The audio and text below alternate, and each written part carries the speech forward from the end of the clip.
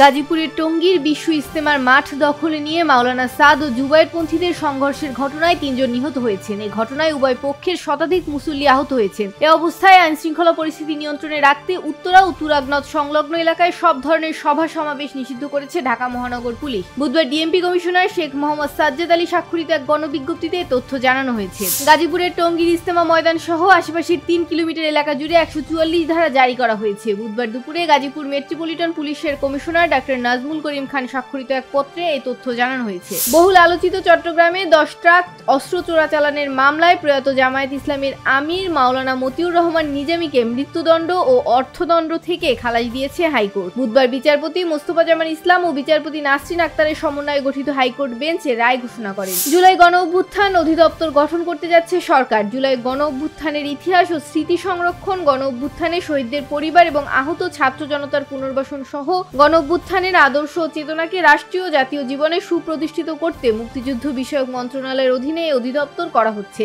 মুক্তিযুদ্ধ মন্ত্রণালয়ের এক বিজ্ঞপ্তিতে তথ্য জানানো হয়। বঙ্গোপসাগরে অবস্থানরত লঘুচাপটি সুস্পষ্ট লঘুচাপে পরিণত হয়েছে। এর প্রভাবে দেশের সব বিভাগে ভারী বর্ষণের আভাস দিয়েছে আবহাওয়া অফিস। বুধবার আবহাওয়াবিদ বদরুর রশিদ স্বাক্ষরিত বৃষ্টিপাতের সতর্কবার্তায় এ তথ্য জানানো হয়েছে। দুই বাংলার নন্দিত অভিনেত্রী জয়া আহসান তিনি হাজির হচ্ছে নতুন সিনেমা নিয়ে। তার নকশিকাঁথার জমিন সিনেমাটি মুক্তি পাচ্ছে ২৭ ডিসেম্বর। জয়া নিজেই নিশ্চিত করেছেন এই তথ্য। মুক্তিযুদ্ধের প্রেক্ষাপটে নির্মিত চলচ্চিত্রটির টিজার প্রকাশ করেছে বিজয় দিবসে। মুক্তিযুদ্ধের ছবি বলেই এর মুক্তির জন্য বিজয়ের মাসকে বেছে নেওয়া হয়েছে বলেও জানান জয়া আহসান।